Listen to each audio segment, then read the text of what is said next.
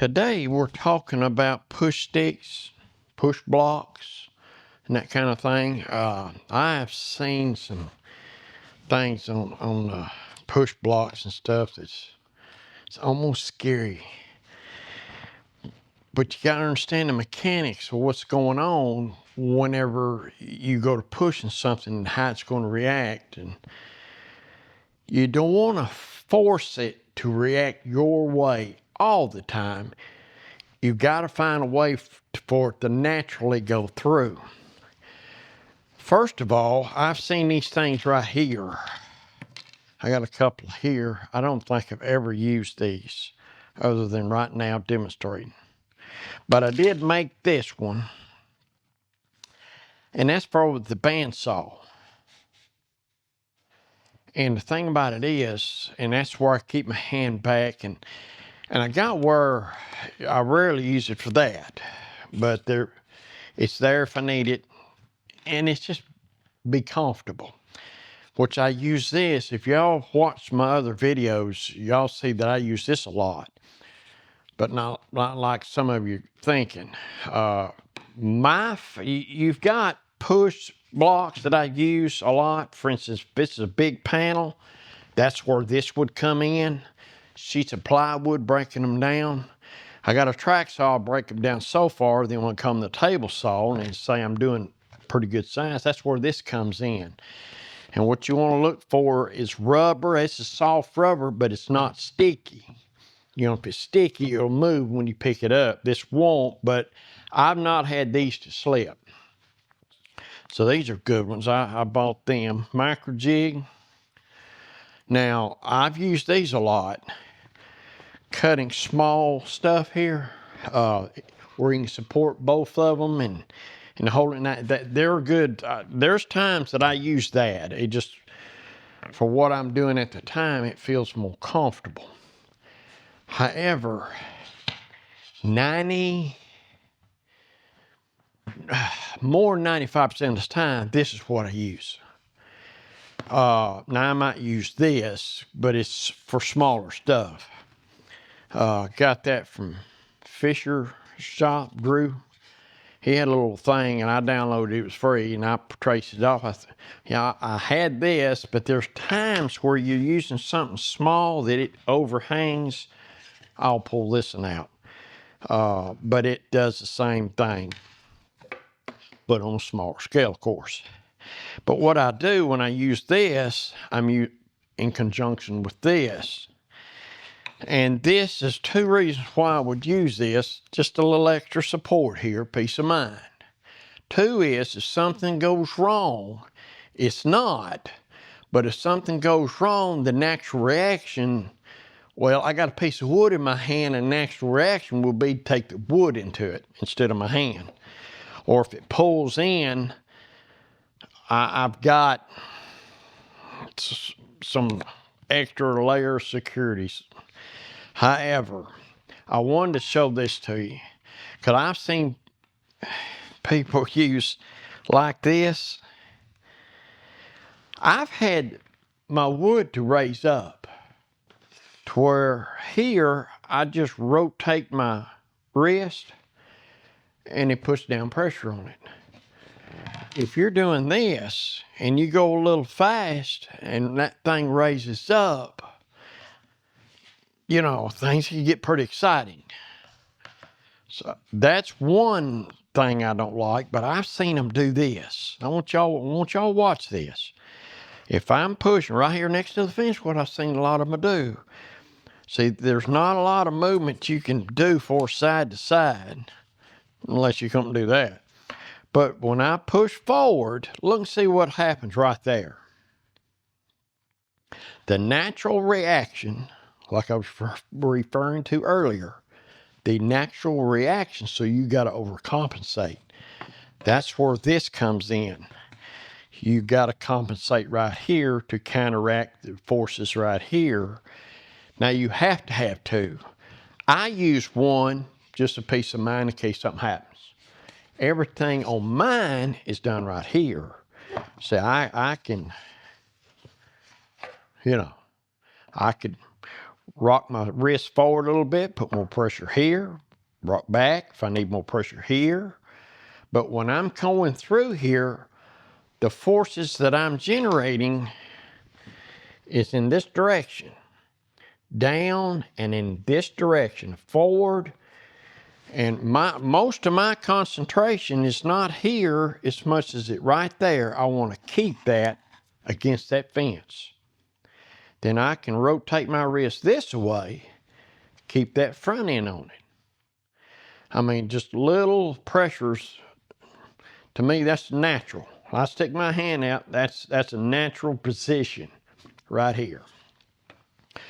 Now, getting back to this, you're forcing your, even with this, it's going to do that, so you have to keep it, forces down here in order to keep it straight. Now, all you have to do to fix that, halfway, you need to come better than halfway. Now look right there. So I can push it all the way through there, but nothing like it there. So I usually get over here with this. Naturally, the natural motion keeps it against the fence. Okay? And what I do, because you push it through a little faster than it needs, it tries to pick up. But if you're right here, I'm putting pressure down where it's trying to pick up. If I was over here, it's trying to pick up. This is going to keep it from doing it. But right here, it'll do a much better job keeping it. And this here, just like a feather board or something, just a piece of mind that, or if I got an all cut, I can pitch it over out of the way and I've got it. And here I can come back and bring it around on this side. But a lot of times what y'all see me do, I'll bring it through, then I'll lay it down, then I'll come over to the side and pick it up and reduce my over the blade exposure, so to speak. This is my favorite. I've got this, and tell you the truth, I've never used it. And what I got it for the ones that seen my other videos, they've seen my fence extension. And all this is 3/4 MDF with a horizontal piece, 2 vertical pieces that is right against the fence, with this exactly perpendicular at a 90-degree angle from the bed. And what this does, it gives you, it's a fence extension. But if you're cutting something for whatever reason, the idea was right here. You know, you're against the fence, supporting all the way through. But I don't you do it that way. I made this for, what I do, say the same operation is done right here.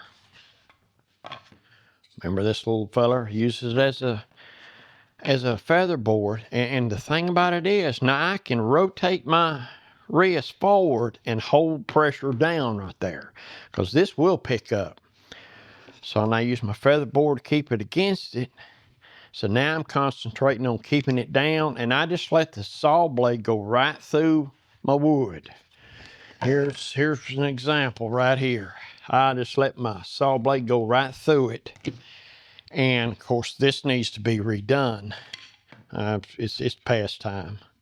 However, the way I've designed this thing, this is at a 90-degree from here. If you wanted to get into your sled, you can trim off and add a piece to it if you wanted to. But if you've got a good one, like this one hadn't been cut through yet, but yet what you've got here, you're supporting the piece on both sides of the blade. In other words, you're the offcut and what you're cutting is being supported all the way through. So both pieces is going to go all the way through. But you're going to sacrifice right here. But to me, I have got a little old G code to where I can fix these up like this. And I got me a couple of these like that. And if I've got a piece that's 12 inches by 20 inches, I can cut me 2 new sticks and two new of these with my little CNC. So, and that's where I got these. This right here was cut out of one piece. I use 3/4. I like 3/4, 1/2 inch. I mean 3/4. You just take your saw blade and cut through it and support it all the way out. I thought about putting 2 together, just have a wider one, but the need is really not ever come up. But what I want to do is kind of go over what come up to me. This works for me.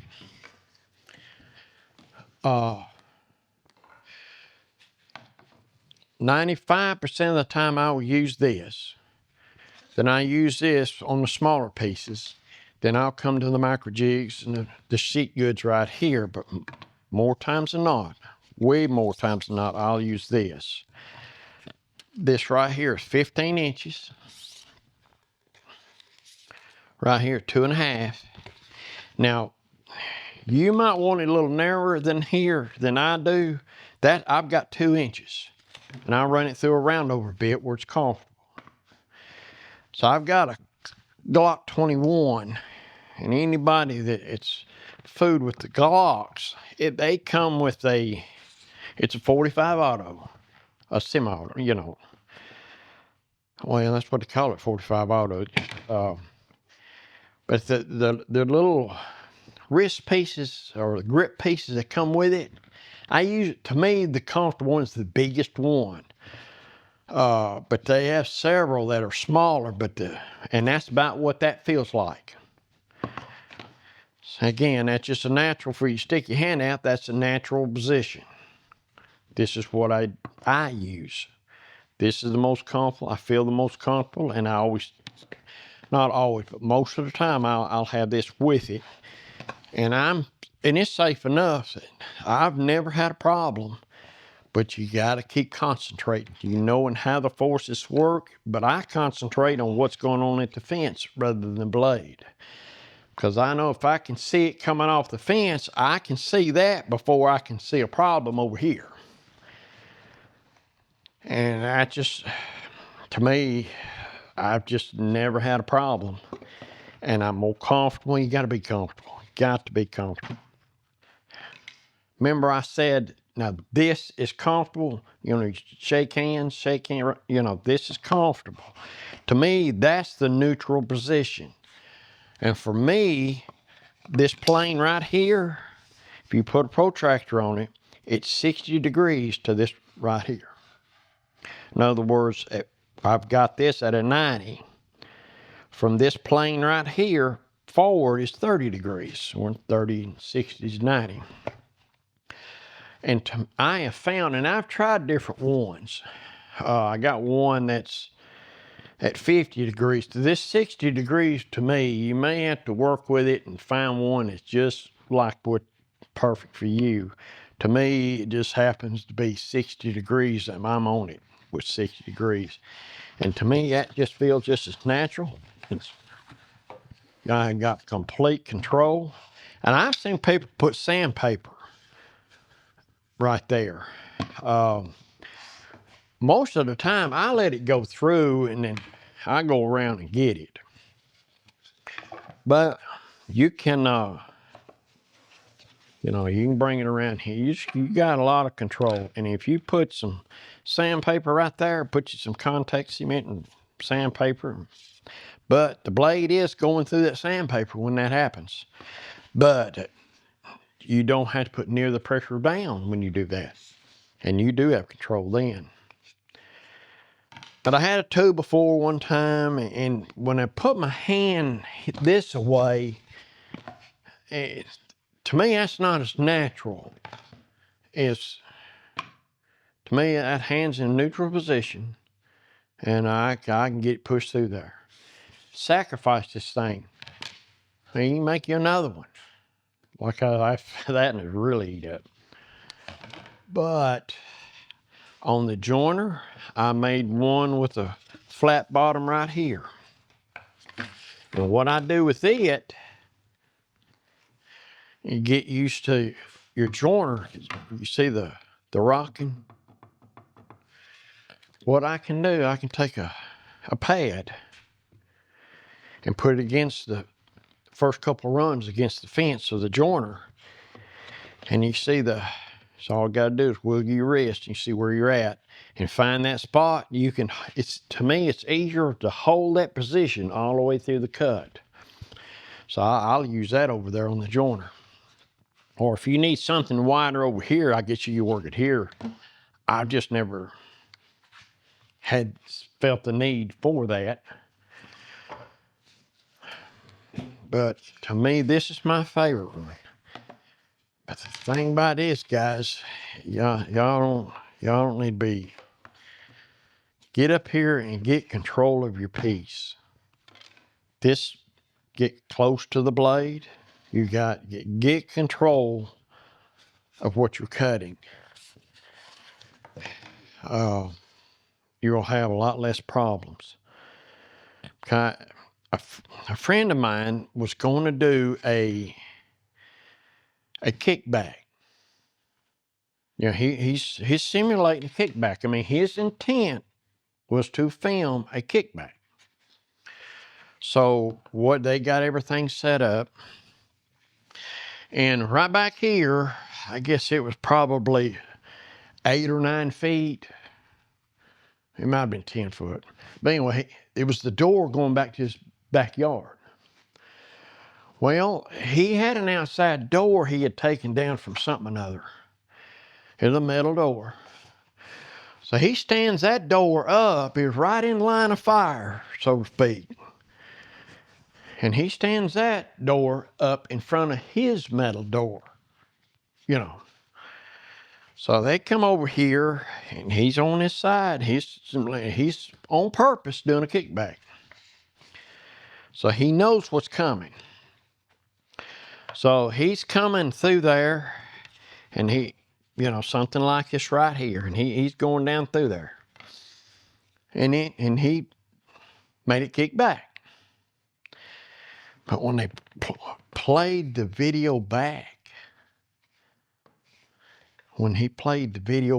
guys and gals, it had thrown this stuff out of his hand, and I bet you his hand came within a quarter of an inch of that spinning blade.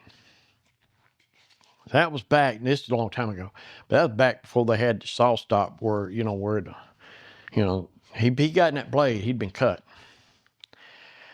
But what I want to bring out to you was he knew it was going to kick back.